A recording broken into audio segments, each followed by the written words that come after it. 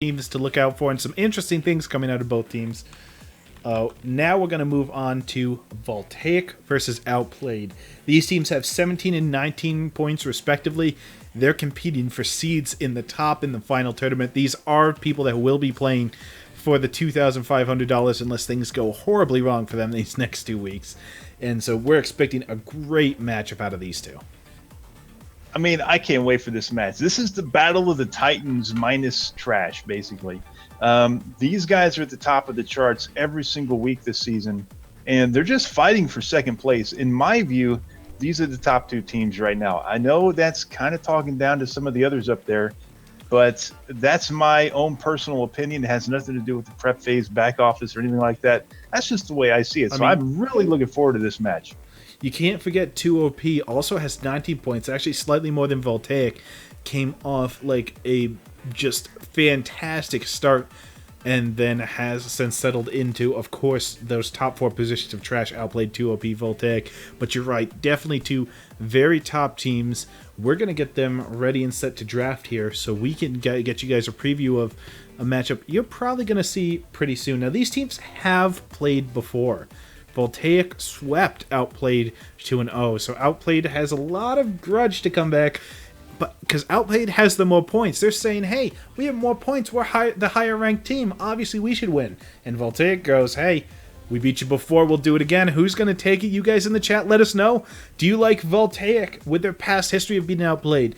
Do you like Outplayed with their stronger lineup, with their stronger position right now on the charts? Who's going to win? I think Outplayed is going to make a resurgence here. Personally speaking, these guys are the veterans from season number 1. I know a few weeks here and there aren't going to make you the super veteran over another team. Voltaic has come out swinging this season, and like you said, swept Outplayed earlier on in the season, but Outplayed has a good memory. They're going to remember that, learn from it, and I think they're going to come back swinging here even harder. And Flyway Freighter is going to be the map of choice, looks like. All right, yeah, Flyway Freighter coming out first, so Outplayed is going to get the first ban. They're going to ban out Nyx right away, who is a super popular voice on Flyway Freighter. They say, hey, we don't even want to see a Nyx in this battle. Voltaic's going to say, top tier teams, a lot of them ban Helio, don't like the variants, don't like being forced into those unstoppables, would rather take the strategy. So now Outplayed actually gets the first pick. Who are they going to pick? What kind of strategy necessitates a Nyx ban? I have no idea. I mean, there's no real reason to ban out the Nyx. He hasn't been like this super overpowered freelancer that's just dominating everything recently that we've seen. None of them have even, but Lockwood's still up there. Celeste is still way up there in the tier lists for pretty much everybody you want to talk to. Now that Helio ban, on the other hand, is a little bit interesting to me. I think that is a targeted ban towards Zrave. They're going with Zrave as the support player for Outplayed this weekend. I know they have two. They kind of swap between Etheria and Zrave. Zrave is that Helio player. I don't know if that's just a Helio ban because it's Helio or if because they saw Zrave over there. All right, so it looks like the first pick, Asana, no surprise there. We talked about it first game. Asana super popular right now. And of course, Gray on every map is always a viable top tier freelancer. Has strong single target damage, weakens, reveals, vision with the drone, as well as AoE over time, trap damage that can't be walled off. I mean, there is nothing that is not in Gray's kit. Now, here's something interesting. I'm looking forward to Outplayed's firepower picks. But by the way, Asana is going to be picked by Outplayed 10 out of 10 times that it's not banned or picked away from him because of Baby Millie. That's his go-to feel-good freelancer. But Road is my question mark. What is Road going to play? He's been playing Oz like every single day for the past 3 or 4 days. Since that little hotfix where I talked a little bit about earlier, he gets the move after his dash. Road's been playing him nonstop. So testing him out, trying him out. We're going to see if it's going to come out today. It could be a surprise till later. They did take their support first and their tank first, so they're leaving these firepowers for later, which is quite the surprise because if Voltaic had picked up Celeste here, you've basically run the gambit of, so you've got Nyx banned, you've taken Lockwood Celeste, and you might be able to get away with a 3 firepower team. Instead, they go for traditional comp. They're going to leave that Celeste open. Just take the Rask on Voltaic Gaming, not wanting to risk it with the 3 firepower compositions. So yeah, now it's Outplayed's turn. Are they teasing us with this long wait? Nope, they're going to go ahead and just select Celeste right away. No surprise there. Yeah, the Aurora, I guess Zraven's going to show us what he can do with that Freelancer. And here comes the Zuki. I thought maybe Rogue was going to be playing the Celeste, but now that I see Zucamania coming out, I know that's going to be in the team captain for Outplayed's hands for sure. A Dr. Finn and a Rask going to round out Voltaic's lineup there, along with that Lockwood and Gray. I really like both lineups here. It's really hard to pick which one is stronger right out of the gate. Yeah, I mean, Finn and Rask are a classic combination. They go well together. Stronger when the double bubble was a thing, but even still unstoppable and is great for after Rask dives in, or throw the bubble on him, dive in, get some extra damage. Lockwood and Gray, in any team composition, they will perform their job. On the other side, you've got the super aggressive Asana. You've got Aurora in the back that is going to be behind these 2 middle line firepowers. These are not way in the back firepowers. Both Zuki and Celeste need to be somewhat close to the action, behind cover, but somewhat close to get these double hits, to get the spread their abilities out, do a lot of damage, and they can put damage wherever they want with these freelancers. They've got a lot of abilities that go over walls, around corners, etc. Both lineups very strong. Nobody with a weakness in this pick. It's going to come down purely to gameplay. Yeah, and Dr. Finn, I want to kind of talk about this Freelancer a little bit. Did get that nerf to the bubble ability. No more double bubble. We've talked about this to no end. I'm not going to rehash that discussion again. But the real reason I want to talk about him is he doesn't have that built-in escape. Just like we talked about a few times before in the last series. Doesn't have the built-in escape. If they can blow his Catadash early enough in the game, Zuki and Celeste can make Dr. Finn's life a living hell in this map. They can shoot around corners, or Zuki especially can go around corners and avoid cover damage reduction like nobody else. Now, a similar thing can be said for the other side. They have an Aurora who is stronger, more consistent healing, doesn't have the bubbles and the wide AoE heal, except for on the ultimate, but everything else linear. And Aurora's going to have a hard time finding good linear shots with these 2 people that are both midline firepowers, and then a very aggressive in-your-face frontliner. They're just not a team that naturally lines up in front of the enemy. They spread out sideways. So Aurora's healing might be a little more limited in this case, than they might otherwise be. And if they can catch Aurora out in a couple turns under the drone, a stray Lockwood shot or 2, this is a champion or freelancer that can go down very quickly. Yeah, and on the flip side, man, Aurora is a very dangerous offensive freelancer as well. Another person we're going to see a little bit later on in the day from Cookie Cutters, Remni, is one of those Aurora players that just focuses on doing that damage, just scaring people. Not, if you want to come after me, go ahead, but you're going to pay for it. And so that's another thing. Finn can't do so much of that. However, I do agree completely that those 2 supports are going to be the keys to victory for both teams. Whoever burns that catalyst earlier than the other one is going to have a huge advantage until the other one has to get away as well. So that's what I'm going to be keeping my eyes on, those 2 freelancers. All right, so these teams are selecting mods and catalysts in this one. Well, you do have a couple knockbacks and throws. We're not going to talk about that Unstoppable too much here, although it might come into play versus both Gray and Rask. But instead, a lot of people are free a big mighted Zuki ult, a big mighted Celeste ult, a big, some turtle techs maybe on the Voltaic side. Their ultimates aren't so much damage as opposed to if they can survive, they're very slippery. So you'd almost expect damage to be in Outplayed's favor and survivability to be in Voltaic's here. Let's see if they accentuate those or make up for those with their catalyst and mod usage. Rhodes killing me here. He's doing it on purpose. I know he is. He's not sticking with the theme of the rest of the team, and is driving me mad. Of course, Voltaic, they like to do their own thing. At least they got the background this weekend. I'm loving that. I actually like that background quite a bit as well. There's a lot of good stuff that's been added to this game. I'll be so sad when the release wipe comes, but of course we'll all be playing hard to earn back all of our emblems, and a lot of custom titles will stay, so you guys will still be able to take pride in the fact you guys were beta, but let's get hyped. Let's talk about that too. If you guys didn't know, we're in open beta right now. Anybody can download and play this game if you like what you're seeing. And then we're going to go straight into release early next month, where the game's going to be available and out in the open. No wipes, no anything. What you keep is what you stay with. Absolutely. And Voltaic, I'm for sure of at this time. I know these teams a lot more than I do the last guys. Voltaic's going to be the blue side. Horrifier, Dark Crow, Pinoy, Kodo, and Arctic Monkey over there. And on the flip side, we have Outplayed, Baby Millie, Road XLX. We've got Zrave and Malediction. It looks like that that Outplayed team going for the classic 3-1 pioneered and really espoused by Trash and picked up by a lot of the top tier teams, whereas a more grouped up and coordinated strategy coming out of the Voltaic side. Yeah, and I do have to correct myself here. Road is going to be on that Celeste, and Malediction is going to be on that Zuki.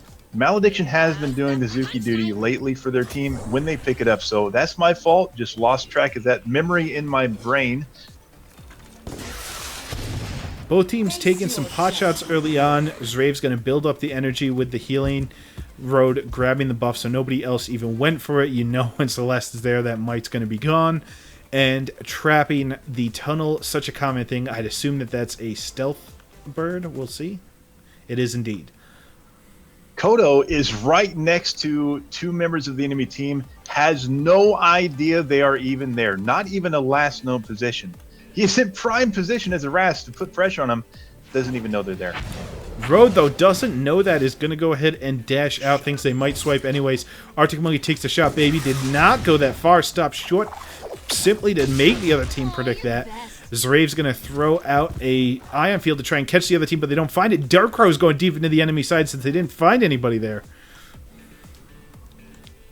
Now the frontliners are just where they want to be, right next to a very vulnerable firepower. Baby Millie, the better position. Kodo on the Rask has to go through that cover reduction that Malediction is standing behind. However, they're going to be forcing these guys to be running instead of shooting. Baby throwing out that shield. Arctic Monkey throwing out the trap instead. Does not want to deal with the retribution damage.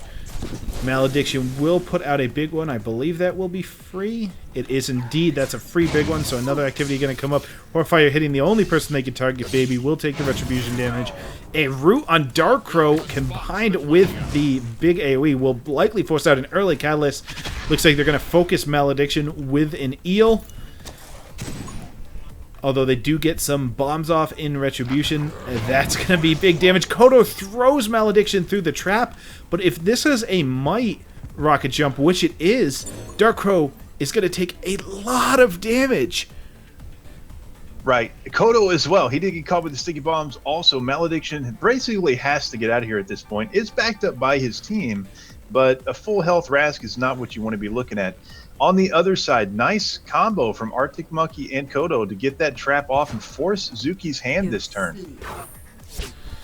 Weaken coming out on Baby Millie just to try and reduce some damage to Dark Crow. Zrave's going to go ahead and do the same thing on their side. Dark Crow does Catalyst out. Malediction did jump out, so we'll get the Might. And while the big one doesn't hit, Dark Crow's Catalyst is down, and they take 38 from Mighted Bombs, him and Kodo. So definitely a solid combo first turn. Horrifier and Arctic Monkey, they'll find free shots on Baby Mill without a shield. That's going to be some big damage on a frontliner that doesn't heal, and their support is not near them. Here's what I was talking about. Dark Crow on that Dr. Finn had to use that Catalyst to dash out of there already. Now, Zraven's in a similar situation, but hasn't burned the Catalyst yet. So right now, Outplayed have the power play on the supports for the enemy team right now until they have to burn Zrave's Kata. Zrave's going to go ahead and heal themselves and knock back Kodo. Baby Mill dashing in and out, hopefully avoiding any of Dark Crow's damage. Malediction's just going to start healing since they took so much damage. Arctic Monkey contributing. Horrifier is going to put a little bit more on Malediction, taking quite a beating in the early game. Dark Crow will not find Baby with this focus stream that does so much damage. Road picking up 2 different buffs, getting lots of energy, haste, and energized. So we'll find that ultimate pretty soon. But Zrave with the knockback on Kodo and the healing not only heals off all that damage, but also forces Kodo in a spot they don't necessarily want to be in. The heal coming out of Zrave that turn was fantastic for two reasons. One, it keeps him healthy with the guaranteed Rast damage coming in. And two, it allows him, with the slow mod on the Rast basic attack, even though he's only going to get to go 2 squares in his movement instead of 4, he still gets out of range of the Rask, who doesn't have a dash this turn. Darkro is going to try a similar thing, making themselves unstoppable and a shield. Looks like Horfire takes a shot on Malediction, who's so low. Does find some return damage. Darkro will find the damage on Road. And unfortunately doesn't get too far away as Baby Millie able to follow Kodo. Again, not with any good targets. Well, I was going to say, now Outplayed starting to regroup. Zrave double move to get away from Kodo. Kodo doing the same thing, but is still out of range to do damage. On the flip side, other side of the map entirely, Malediction in a one-on-one against Horrifier is going to lose that one-on-one if he doesn't get out of here. And I don't think he has any options right now.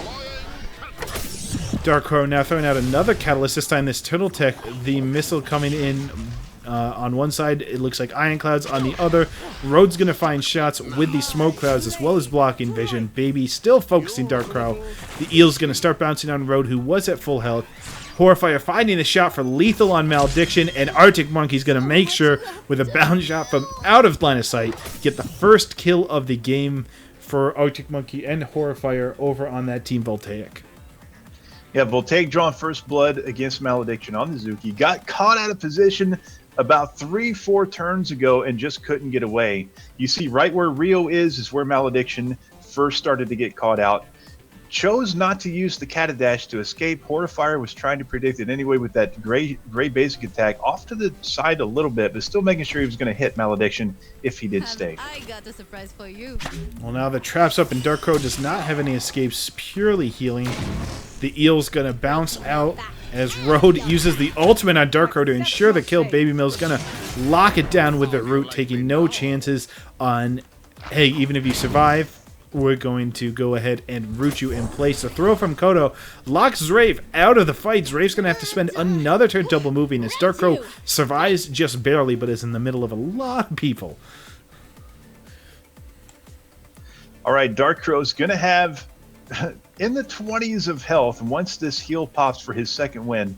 However, it's not going to be enough to save him, not even from Road's trap there. He's standing right on top of it. Kodo is there as well, but there's really nothing that Aras can do to save his life. Darkro finds healing and shields on Horrifier and Kodo tries to dive in. Baby Mill maybe doing some damage here as Kodo gets hit by the trap, as does Darklo. The Celeste trap did so much damage. The Voltaic cage will lock in Baby Mill. Road gonna find Darkro, not finding Darkro since the dash. Baby Mill with the basic attack puts even more on Kodo, and that dish in did more damage to Kodo than it did to the other team. Yeah, I'm not really sure what Kodo was trying to prove there. He couldn't possibly body block Baby Millie's attack. He didn't even try to body block Road's attack. I think he could have, but he didn't do that. And he didn't have his ult available, so he's not dropping that anywhere. He just basically used his dash for no apparent reason there. So I don't agree with that, but Baby Millie is in a spot where he's got to do something here to get out of this Voltaic cage. Kodo's going to start this healing out, should survive this turn. Baby Mill going to dive over to the other side, getting out of the Voltaic cage quite smartly, will be weakened, but giving shields to their team as well as doing damage to Kodo and escaping the cage. Horrifier will throw the drone over on top of Zrave, hoping to catch where the enemy team's going to move, as Road finds a double-fisted hit on Kodo. Combined with Zrave, that'll bring Kodo under 15 health. Arctic Monkey does find the bounce on Zrave, still at relatively high health. The extra damage from the ultimate from Kodo will do a little bit more to Baby Millie, but with the shields, still relatively fine.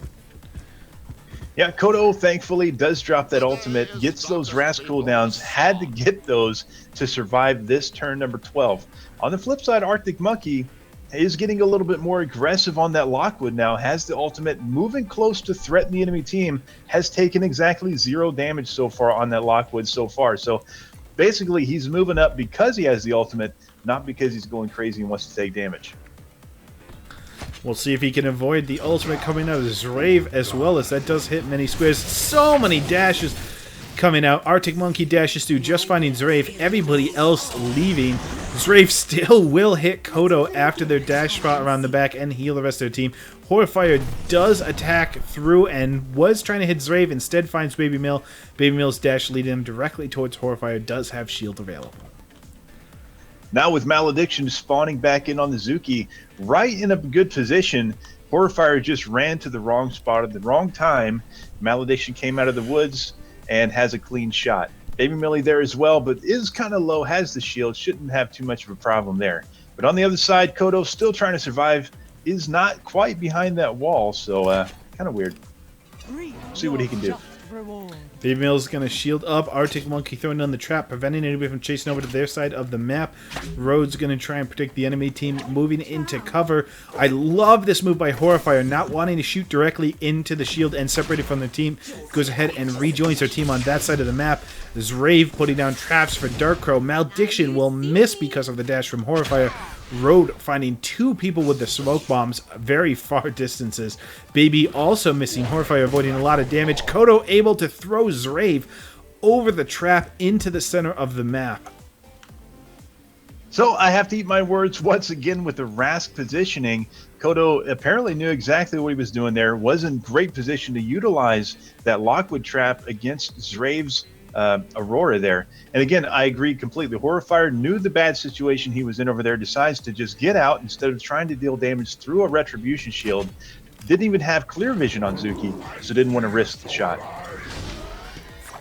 Zrave will Turtle Tech and heal themselves up. They know what's coming this turn, and it is damage as Malediction throws out the big one, trying to predict any chases onto the center of the map. Darko will take a trap as well as the Iron Cloud and Fist from Road. That's going to be so much damage, almost 3/4 of their life this turn.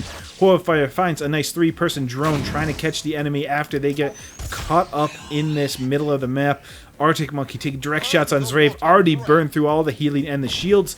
Dark Crow's going to compound that. A great ultimate to the middle of the map. Catches Road and Zrave. Puts him out in the open in the middle while Kodo rushes into that bomb. They're going to find some good damage here. Now remember, earlier on, around turn number 5, Dark Crow Pinoy on that Dr. Finn had to burn his Catadash. Zrave, on the other hand, on Outplayed side, on Aurora, has not had to use his Catadash yet. So they're still in the power play as far as I'm concerned with their supports. Because even though Zrave's low, even though Zrave's out in the open, he has a get-out-of-jail-free card still. We'll see if they use it. Healing coming out from Dark Crow, Turtle Tech by Arctic, and Might from Horfire, but multiple catalysts to get out of the center of the map. Nobody wants to take that damage. Kodo getting out, Zrave getting out. Malediction won't find a shot. Horfire won't find a shot. This Might wasted that turn. Nice alternate effects from Arctic Monkey. It does find a little bit of damage on Road, who has an ultimate, but very little life to use it with. Zrave survives, doesn't have the big heal ready for 2 more turns after this one. So we're not going to see that till turn 18 on the side of Aurora. So has to rely on that basic attack to heal himself and allies up. And just burn the catalyst. So it's a danger zone for Aurora from here on out. Shields coming out from a lot of members of this team. Horfire is going to weaken Baby Mill, who is healing up. Kodo does find a little bit more damage on Road. The healing and shield do prevent any of that from sticking. We'll just gain energy there. Road is going to find some damage as well as Malediction on Kodo. They're going to root Dark Crow out in the back of the field with really not a lot of shots on anybody. Although 3 people, look at that bounce, focusing Baby Mill. Also great damage on them this turn. Baby Mill's now in a tough spot, but does have dash and all 3 catalysts available. 4 turns remaining. I like the strength in mentality by Baby Millie here. I guess I don't know the right word I'm trying to think of. It'll come to me next turn probably. But Baby Millie staying there to root Dark Crow, knows he does not have the Catadash to get out of dodge, and knew he didn't have enough damage coming in to kill him this turn. Has a shield now, so this is going to work out in his favor. Can you keep up? Baby Mill and Kodo, the 2 frontliners dashing through. We'll try and keep them both on screen here as Dark Crow takes the spray, but Baby Mill had dashed through them. Zrave says, I know where you're going, puts down an Iron Cloud as our Road takes a miss because of the dash. The drone will find ton of damage on Road, but not enough. Malediction will miss as well. Road in so much trouble and not able to meet back up with Zrafe. 3 turns left. It was imperative to kill Road that turn. He has his dash ready and available now. Zrave also, just now, turn 18, getting that big heal ready, just like I said earlier. They had their opportunity to kill these guys for the last 3 turns. They didn't get the job done. Now Outplayed can try to regroup a little bit and get back, take a little breather for a turn, and then get back into the fight. Baby Mill shielding Zrave, healing as these 2 Titans, 1-in-1 in turn 18. Voltaic and Outplayed. Road dashing over to where near the healing is. Kodo's going to reset all their abilities, but will take more damage from the Iron Cloud and go quite low themselves, and the trap was there. Kodo goes down unless there's some healing coming up or more damage. Why are they still standing as Malediction is trapped in? Baby Millie getting focused in the back, but Dark Crow going so low from the Retribution. Arctic Monkey taking a ton as well. Malediction takes a shot on Kodo. That's too much damage. Kodo has to go down this turn. Does get the throw. Zrave will be thrown directly next to Road in the back. That would be such a good shot if anybody could take it, but nobody is close. 2 turns remaining. All right, 2-1 by Outplayed in the lead. Turn 19, 2 turns left in the match. You just heard the announcer say it. Baby Millie's low, has that Asana ultimate. Malediction, full health Zuki with that big time Zuki ultimate. Road, 4 HP, but alive, behind cover. Nobody can touch him, and he's right next to Zrave on that Aurora. Now is the time for them to back off a little bit. They've got to survive these 2 turns and not let Voltaic catch him.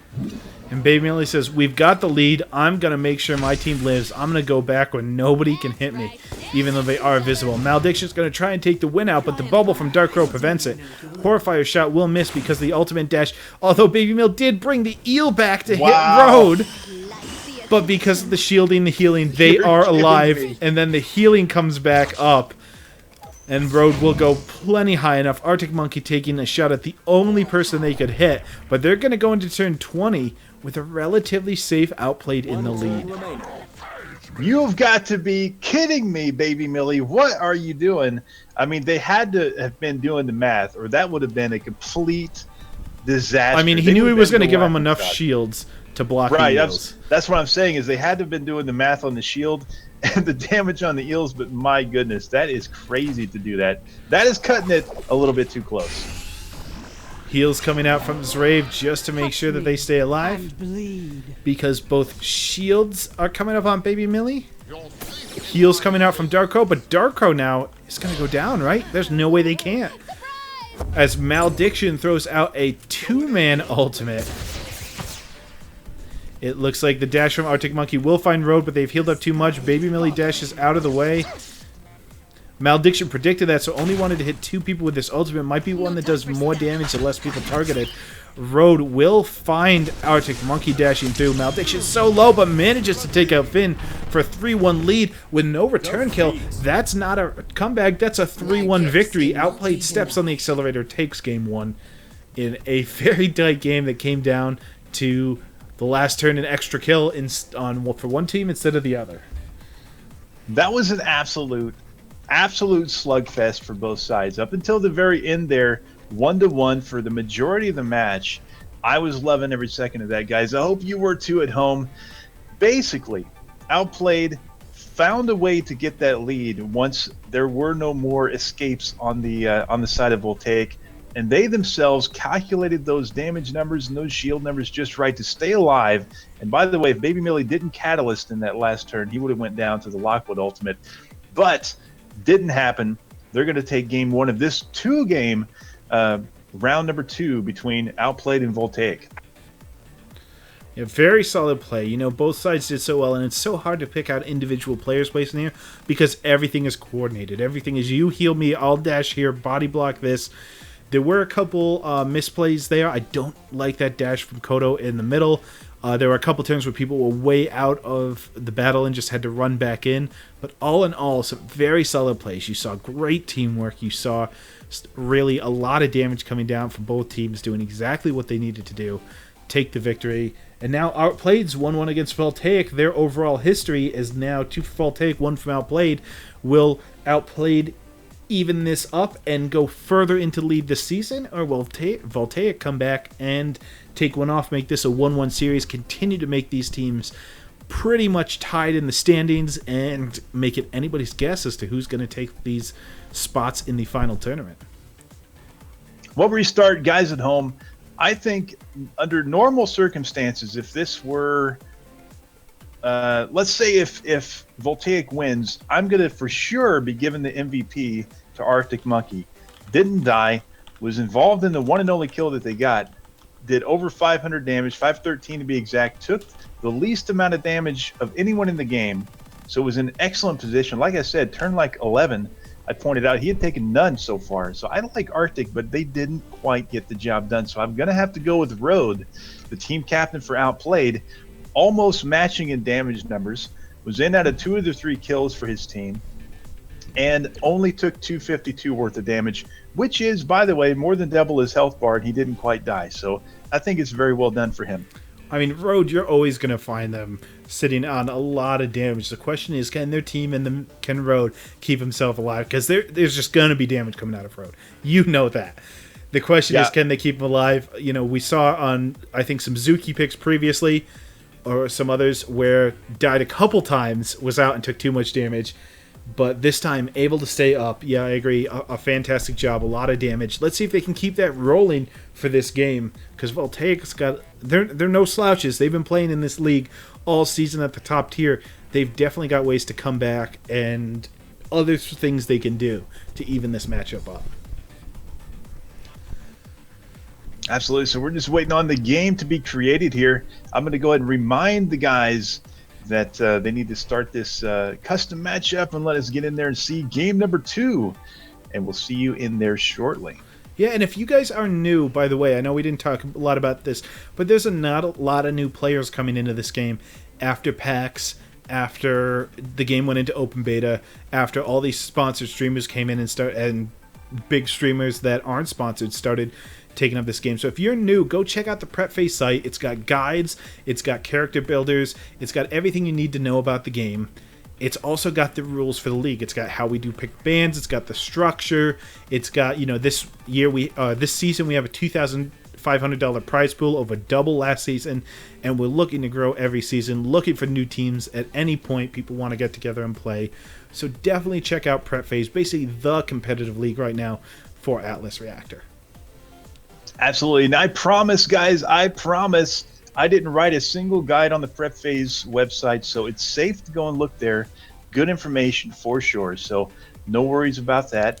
Definitely check us out on YouTube as well. We have a custom name on YouTube, so it's just youtube.com/Prep Phase, all one word, of course, and you'll find all the videos from the previous weeks, even season number 1 and the tournament from season 1, available there at your leisure. So an excellent resource for research, or to just relive those great moments we've seen over the last couple of seasons. And big thanks to Safil and some other people.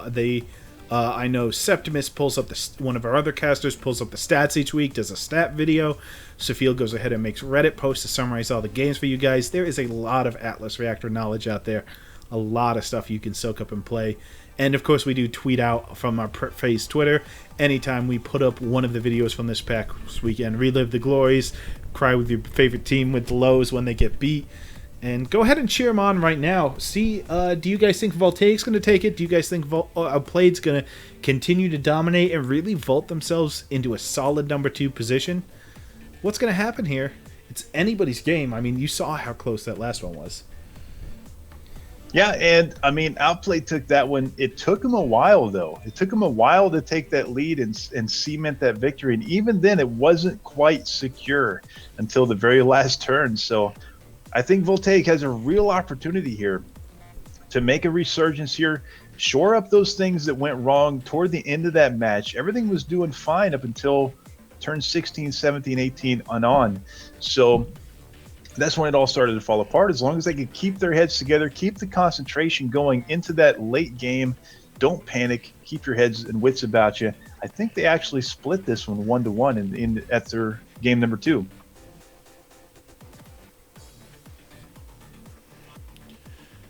I will make sure these teams are able to get it together. I don't see their team up yet, so let me give them a reminder here.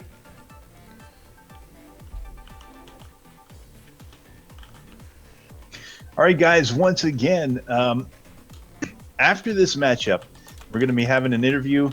I gave my MVP shout out to Road of Outplayed. Arctic Monkey was way up there as well. So let's say Voltaic wins game number 2, and Arctic Monkey has another great game. We're probably going to bring him in for the interview. Otherwise, we're going to pick who is going to be the guy to come in. So you got to stick around for that. That's one of my most fun and most enjoyable things to do, is talk with the players from the teams after the matches and get their insight into it, because we can't read their minds, obviously, and we love to hear what these guys are thinking turn after turn after turn and what they do to prepare each and every week. So I find that super interesting. I hope that you do as well, because, man, that's one of my favorite parts of doing this show. Absolutely. So let's go ahead and recap, too, after this game. So earlier on, if you're just joining us, we had Origami no Jutsu versus Not 100, two very new teams to the league. After facing some very experienced teams last week, they were able to fight another new team this week. Both went away 1-1, proving to themselves we can make it in this league. We learned a lot. After that, we just had Outplayed beat Voltaic for the first game, but we're going to see what's happening in the second game shortly. And then stick around, because game 3 on this Twitch will be Cookie Cutters, a fan favorite right in the middle of the pack, really jockeying to see if they can snag that last tournament position in these final 2 weeks, versus COTP, a team that hasn't had a lot of luck this season but has been adapting and is looking to go ahead and start taking games off of these established teams. So it looks like we do have our game up and available, and we will get these teams drafting shortly.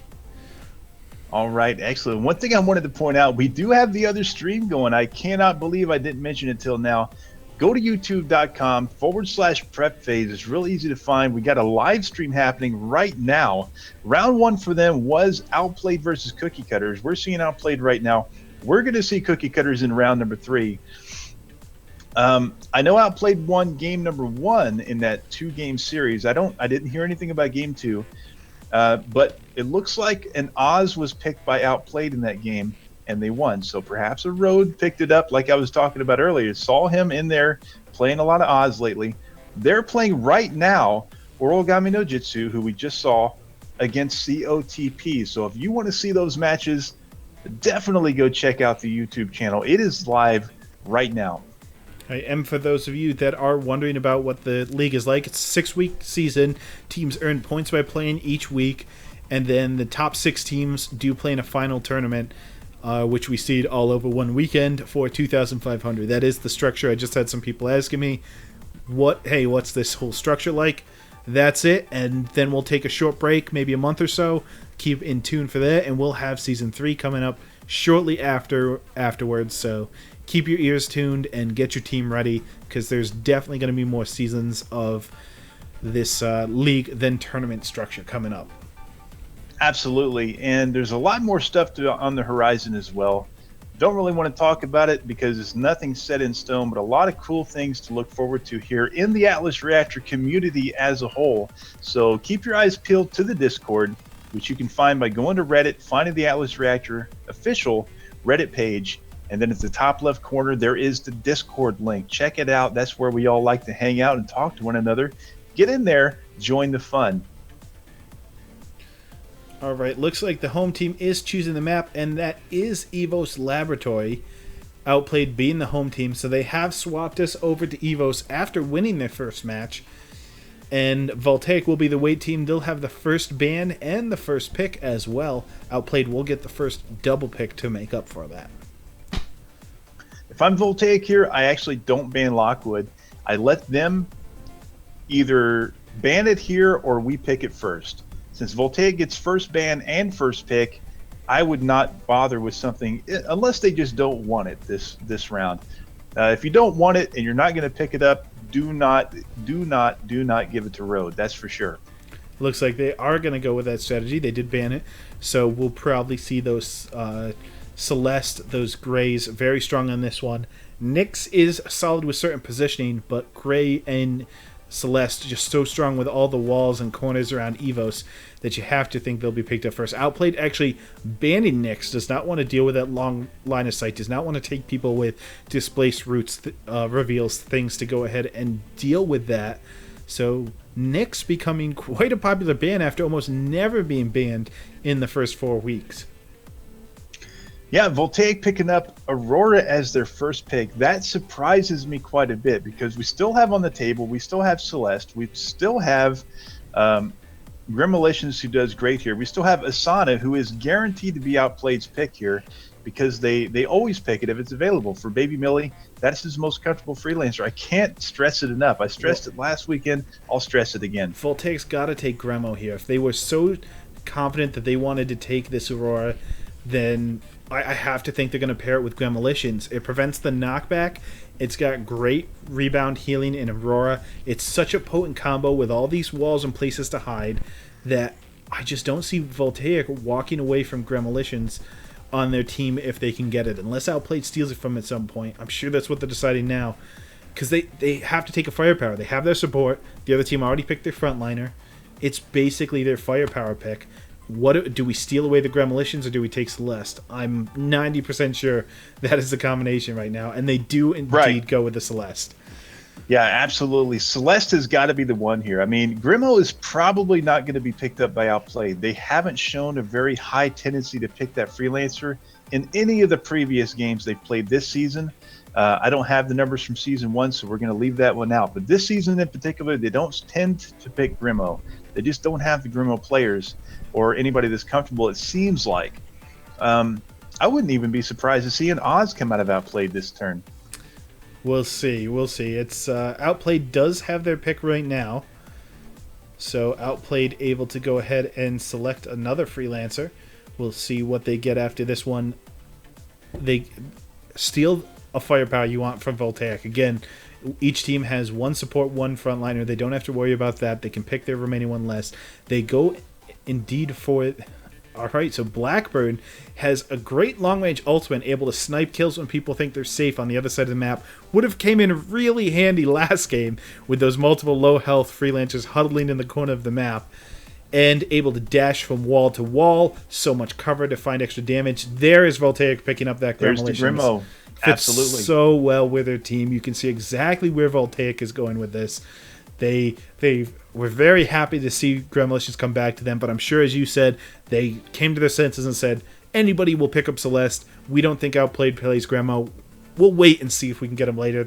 It paid off, so they get that Gremolitions and Titus as their front line, able to stick in the enemy team, weaken them. You don't have the weakened minds on Gremolition anymore, so that provides that big AoE weaken to allow your wide AoE damage over turn. You know, the fact you could hit 2-3 people every turn with multiple characters allows that time to stack up. Now, I like the Titus here. I was going to say probably Titus or Garrison, believe it or not, as the frontliner instead of Rask. Rask's dash is rather short. Garrison is one of those guys who's going to stay close to people anyway. Titus has the longest dash in the game. And for one of the longest maps in the game, that's going to come in pretty handy with these people that want to stay really far away, like a Gray, like a Blackburn. Blackburn's one of those mid-range type of guys, but he does have much the same range as like a Zuki on the basic attack. It's just a straight line, though. So he does have the opportunity to stay pretty far away. If Titus wants to get in there, he can definitely do it. Yeah, so buff control is going to be big on this map. There's only one might in the center of the map. There's 2 energizes, 2 speed boosts, but there's 3 healing buffs. And those are all in completely different spots of the map. So you've got to be able to make sure that your team can wall off the enemy team, control those healing buffs really in the center of the map where there's no cover right next to it, in these little elbow corners in the corner. That's going to play a big part in determining who gets the advantage here. Can Voltaic's little damage over time on multiple people stack up? Or will Outplayed be able to use this big single target focus they have in both Gray and the focus shots of Blackburn? Even the most firepower-like support in the game with Finn, and put that damage down. Absolutely, and I mean, the big question here, you alluded to it just a second ago. There's 3 big-time health pickups around the map, and 3 very different spots on the map. There's 2 energizes. There's a couple of other things as well. The haste buffs. Now, the big question here is, can Voltaic Gaming, who has that Celeste on their roster, try to shove Outplayed off of those buffs when they're getting ready to come up, so Arctic Monkey, who looks like is going to be playing that Celeste, can get in position to long range steal those away? Or are they going to be the ones pushed off, so Arctic is basically not able to play that little Celeste minigame all game? Yeah, it's going to be a deciding factor here, and I think I love Outplayed's draft in general, but I'm going to give it to Voltaic here. I think Voltaic has the chance to definitely come back. I think they have a slight advantage in this pick ban phase, especially for the map Evos, with the combinations they have, with the map they have. They might be able to take an advantage around the middle of the game, maybe not right away, but around the middle of the game, and slowly build that up into a win here. If they can, like I just mentioned, shove Outplayed off of those power-ups when they're getting ready to spawn, let Arctic Monkey pick them up at leisure, I think Voltaic has a real chance to win this one. But if that doesn't happen, or if it only happens maybe half of the time and they split the power-ups, I think Outplayed has the advantage, just mainly because Baby Millie on Asana is probably the best Asana player in the prep phase league right now. If you let him get on you, you cannot get rid of him unless he decides he's leaving that turn. That's the difference between a great Asana player like Baby Millie and a really good one, is they make the decision when they stay or when they leave, and Baby Millie is a master at that. So, man, I keep saying it over and over. I hate to keep repeating myself, but you cannot let this guy get his hands on Asana. The problem is there's just too many things. Outplayed as a team that maybe doesn't have the full roster mastery as some of the other teams do, but they've got enough on each player and some that they really stand out with. Are you going to ban out Baby Millie? Well, then Road gets what he wants. Are you going to ban out Road? Well, then Baby Millie gets what they want. They've got 2 different, very solid supports. They can rotate out game to game. You never know what they're going to bring. And then they've got their other firepower, can just play anything at a very high level. It's just so hard to ban them out. As we get directly into this game, we've got Voltaic on the left side as our blue team, and we've got Outplayed on the right as our red team. We're going to get into game 2, see if Voltaic can bring it back in this series where Outplayed is ahead 1-0. Yeah, and I would expect Voltaic to start to go, well, from my perspective, to the bottom side of the map, from theirs to the right, so that Arctic Monkey can get a range to go ahead and pick up this power-up. Now, the question is, does Baby Millie want to be that guy and just dash through the might buff and use that dash? I highly doubt it, because he has 0 vision on where anybody could possibly be, so he's probably not going to waste that big-time dash right off the bat just to steal a power-up. At this level of play, you need that to bounce around to avoid damage, not to engage. You can engage by running forward. You've got the shield.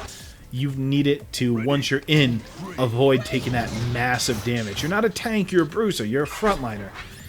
Looks like Arctic Monkey's going to go ahead and steal that buff. They're going to throw down some mines. Dark Crow gets a lot of energy from a 3-person heal. Etheria is going to take a guess, but not going to find anybody, as both teams group up really tight. Road and Horrifier meeting around the backside of the map. By the way, we do see the name Etheria in there, but the Aurora was picked away. Is going to play that Dr. Finn, so that's usually her number 2 pickup for support. That's what I was talking about a little bit earlier with that dash on Baby Millie's Asana. If he still has that available, he decides when he stays and when he leaves. If it's too much damage to take, he just gets out with the dash. Looks like we'll just shield this turn, expecting to reflect a lot of damage with the bubble as well. That means they won't take much and will be unstoppable in case of any knockbacks or anything like that, which again is able to stay on your opponent. The trap and the weaken goes down for Etheria. It looks like they're also going to reveal them all the status effects as Arctic Monkey dashes away from the bubble and through 2 members of the enemy team. Now Dark Crow will be slowed and rooted by Baby Millie and the bubble, but mostly cover damage here, and it takes a little bit of retribution from that Iron Cloud, which Baby Millie will most likely be running through. Road's going to miss as they took the long shot on Arctic Monkey, hoping to focus. That's going to come back to haunt them as Horrifier gets a little bit of damage and circles Road with mines. Yeah, Road picked the wrong target. That's kind of a rarity here from the captain of Outplayed. Now, Dark Crow expected the route. So through the Ion Cloud, where he would see Baby Millie, if he auto follows me, is going to still be in my Ion Cloud. However, Baby Millie, being the epitome of frontline players here in the league, knows what's happening, has seen this situation many, many times before, runs all the way on the other side, avoids the Ion Cloud for this turn. Etheria moves to a nice position, able to get the 3-person heal down, themselves and 2 others.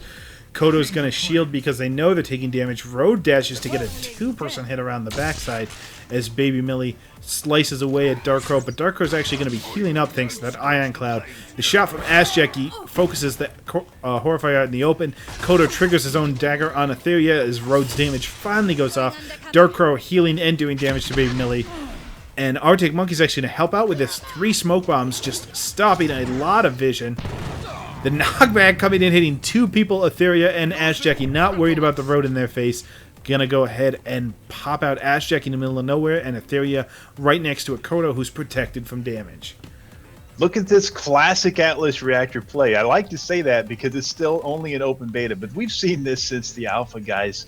The frontliners pick on the supports with no built-in escapes. That's exactly what we're seeing here from Baby Millie and Kodo, to Titus and Asana, going after those immobile support players, trying to burn that catalyst early on. Dark Crow shields up and throws a little bit of health to Horrifier, who dashes away from Road. Baby Millie's going to go to the other side of Dark Crow, trying to prevent any return damage, but there was just healing over the wall. Kodo strikes at Etheria as Ash Jackie takes a direct shot on Dark Crow. Ash Jackie relays now in the open, but able to just shoot.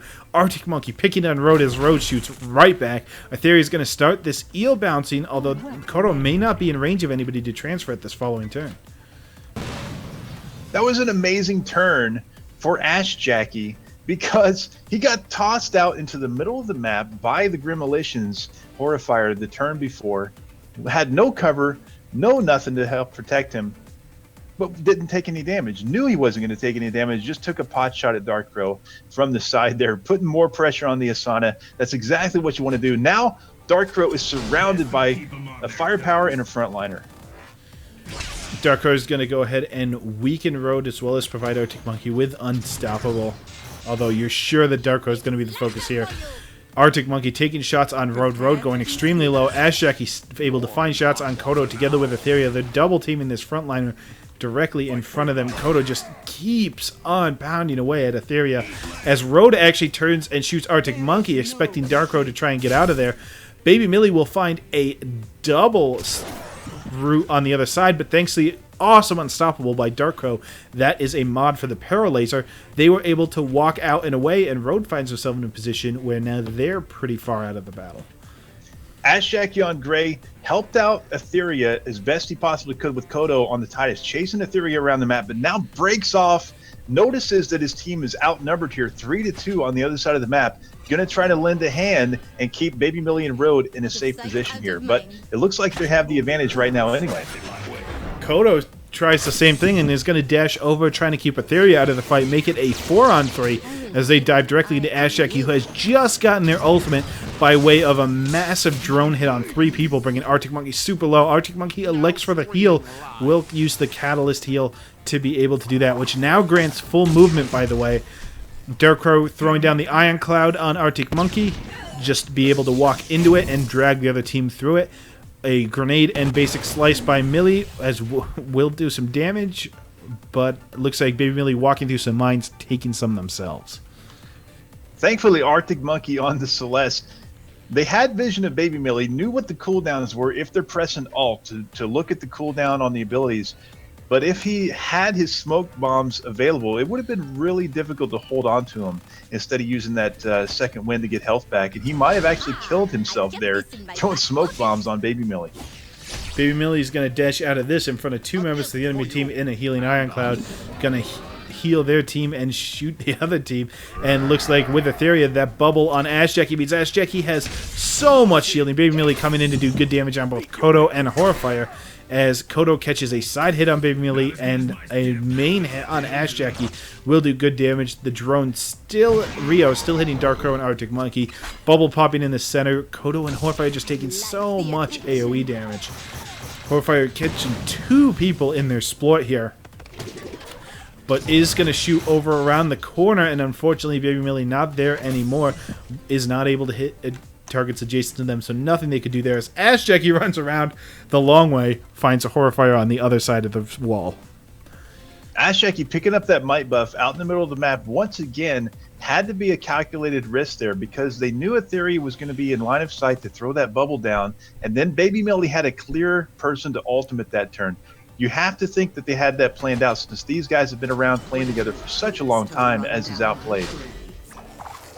Shields come out for Horfire. They do not like the position they are in the middle of the enemy team. Weaken and slow. Going to go down on that Gremolitions to keep them out in the open. Dashes by Baby Millie and Kodo moving them away as the gigantic ultimate comes down. That's going to keep Darkro and Arctic Monkey exactly where they don't want to be. Mines fairly in the center of the map from Horfire, but Arctic taking a double shot on Ash Jackie. Did they move? Oh my goodness. And Darkro did move through the wall. Arctic Monkey moved back towards near the health, but not all the way onto it, and managed to not go through that gray wall.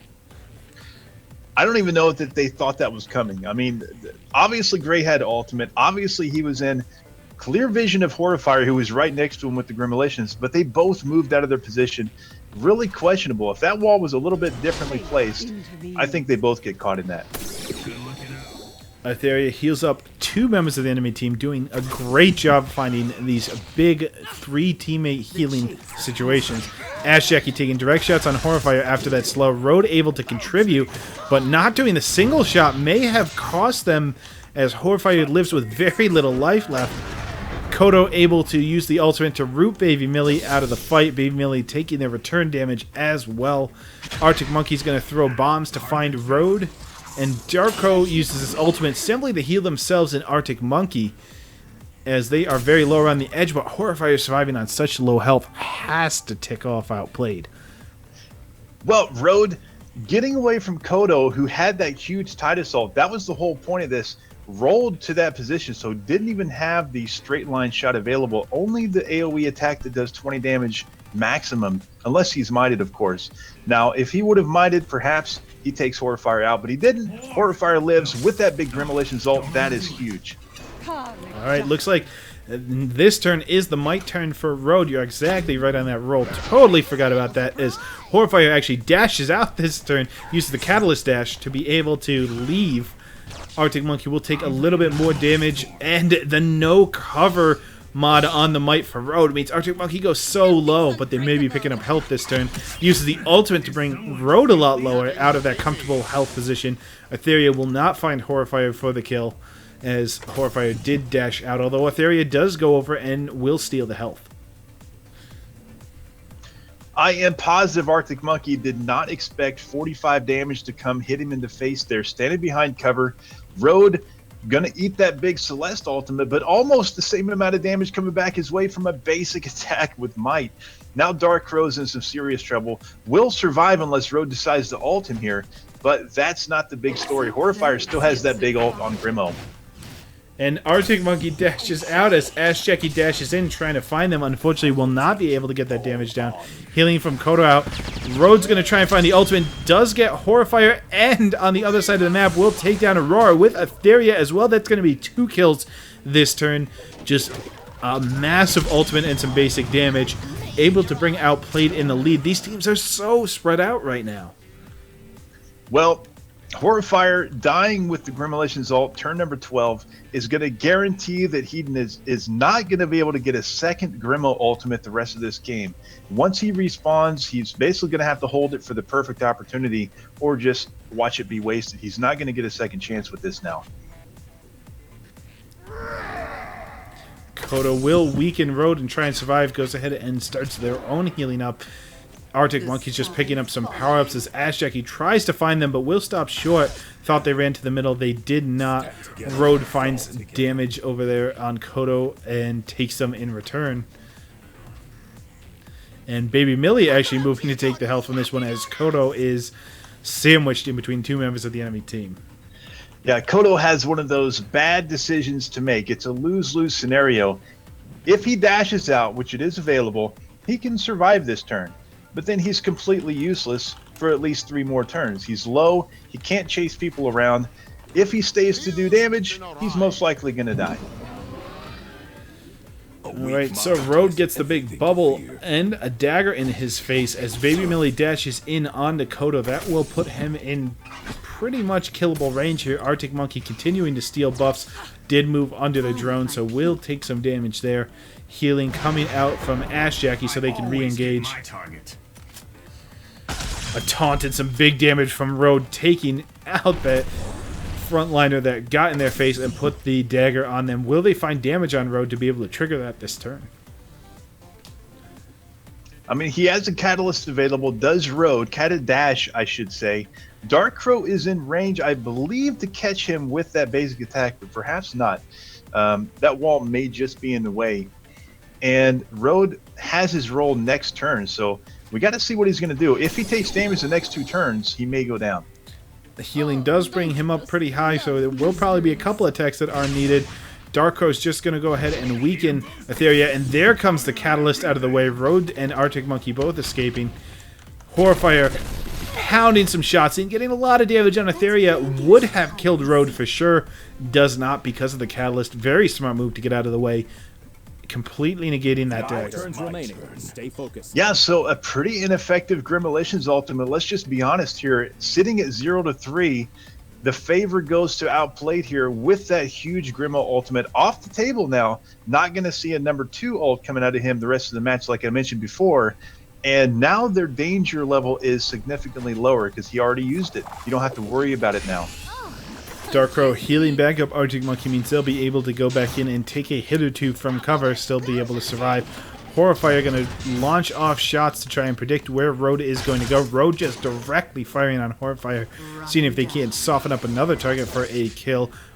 As Arctic Monkey and Dark Crow take this drone damage. Ash Jackie not able to find too many direct shots recently, but looks like the ultimate from Etheria will lock Dark Crow and Arctic Monkey in the drone, and Dark Crow is going to go down without healing. Also doesn't have an escape. That was an amazing ultimate from Etheria. A little bit of communication going on between she and Ash Jackie with the Grey Drone going over there. There's literally nothing except an Aurora basic attack that can save Arctic Monkey's life. And that might not even be enough with an ulted Grey standing next to him. Now you see me. Looks like some dashes coming in as the smoke comes out. A trap hits both Etheria, almost catches Baby Millie. Etheria going to start the eels bouncing on Dark Crow to hopefully hit Arctic Monkey if they do survive this turn. Roots on Horfire trying to keep them out of the battle, but they will mine out Etheria and the path they think they're going to go in, along with an Iron Cloud over the top.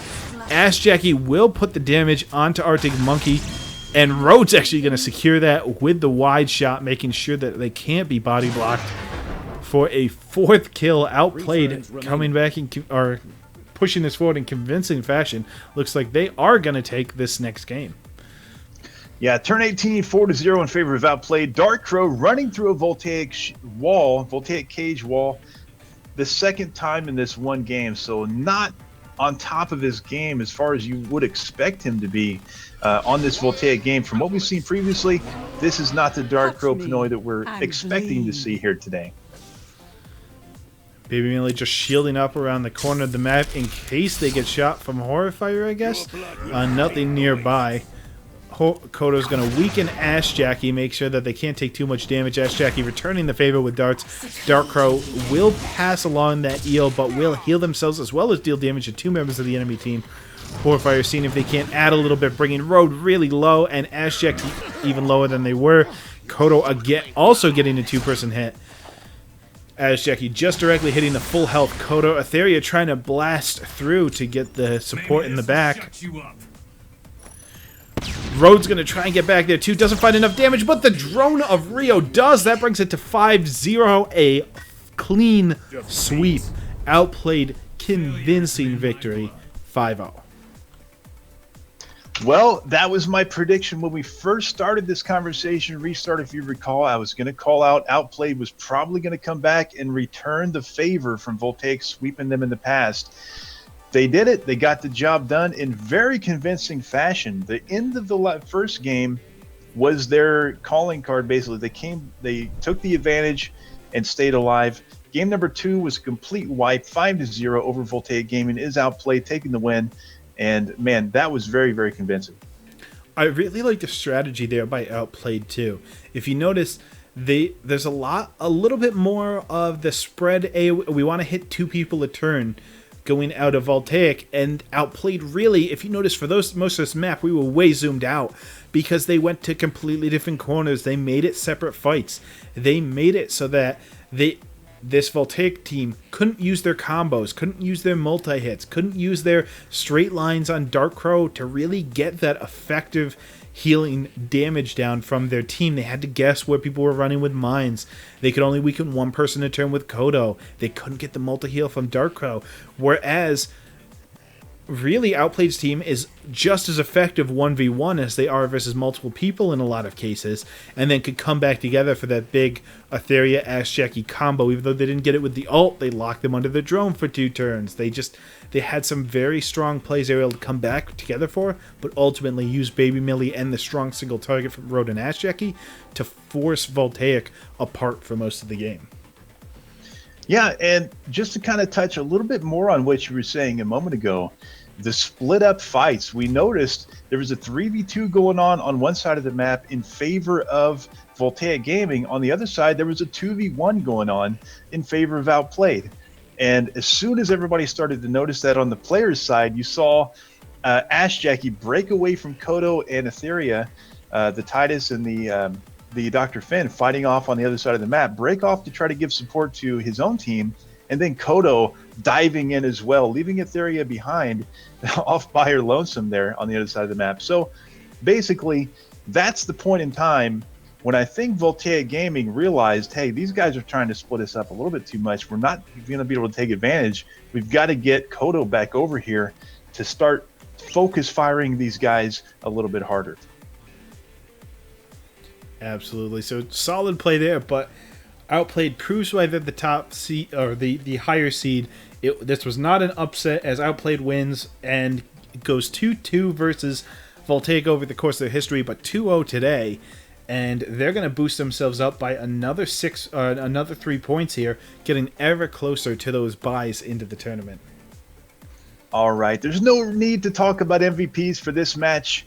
We can if you'd like, but we do have Etheria, the support player for Outplayed, going to be joining us for another interview. Always happy to have her coming in. So if you're ready, I will bring her in, sir. Absolutely. Let's get Etheria in here. Plenty of questions for Etheria. Etheria, how are you doing today? Hello. Good. Hello. All right, so your team looking good going into this final tournament. Definitely a very solid performance today. Yeah, it feels nice to, we played them before and it didn't work out so good, so. I wanted to touch on that, if you don't mind, if it's not too much of a sore spot. Those guys swept you in the past. Was that a talking point this week leading up once we saw the matchups coming in for this weekend and you knew you were going to face them? Was that something you guys discussed? We got to come back and we got to show them who's boss? Something like that. I mean, the first week we were kind of unorganized and I don't think we played as well as we could. So it was kind of like our chance to sort of redeem ourselves for that performance. But they're also a very strong team and we played them several times outside of PPL and they've beat us there too. So really, we don't know how it's going to go until it happens. All right, let's talk about a little bit you specifically. We noticed several times on this Finn, these fights were super spread out this last map. Everybody was across the map, and you still managed to find multiple cases where you were able to heal 2 people on your team, as well as yourself. So 3/4 of your team getting a heal. Do you command that? Do you tell your team, I'm going to be here, get in these spots to get a heal? Is that just you trying to, your team says, I'm going here, you try and find as many as possible? How do you guys work those together so these spread out fights still come together for that ultimate into the gray drone, these big 3 people heals, all that fun stuff? It's a little bit of communication on both sides. I like to have them sort of show me where they're going, and then I kind of react to that. So I'll put myself in a position where I can heal them, or if I have a heal or a bubble or something coming up, and I know that, I might say, oh, try to get a little more this way so I can heal you next turn. So it's back and forth communication. Have the new ping system, have you guys adjusted to that any all? Have you found that quickens communication, or is that still something that everybody's still experimenting with since it is so new?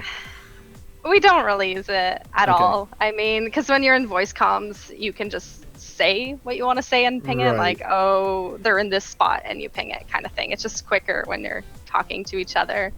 I haven't really used it much myself, but I'm sure it'll just take some getting used to. Okay.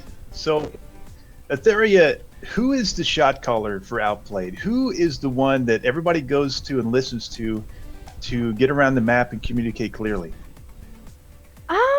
I think Road is sort of the primary shot caller, but we all have a bit of input for our own roles, and it sort of just comes together, I guess. It works well. I like it. That's an excellent way to do it, I believe. Restart, if do you have anything else for her? Well, just as a team in general, so I don't know if you were able to watch that first game at all, or if you just happened to hear how your team was doing.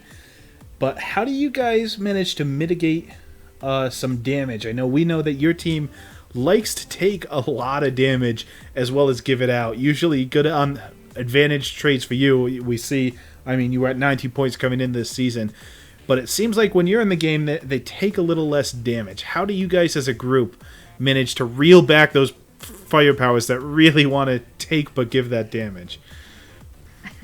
I think it's just reminding them through the game, like, play safe. You've got, all these people that can shoot at you. Make sure you're taking a cover spot. And as the healer, or like Z-Rave on Helio, if you have a lot of shields, it's sort of, you got to know who's going to get hit first and sort of, protect them before they take the damage. So you got to like watch what they're doing, the positioning. It's just a lot. So what you're saying is playing with Road is kind of like wrangling a toddler. You got to make sure he's in the right place. You don't let him go too far, things like that, right? You kind of just, you kind of just let him go do his own thing, and then when he needs it, you just have him like, okay, Road, I've got to get some heals on you, so heal him up, send him back in. That wasn't a serious question, by the way. That wasn't a serious question, by the way. I love Road to death. He's one of the best players I've ever seen in this game. Etheria, unless Restart has anything else for you, what would you like to say to the people watching today as we get ready to wrap this up?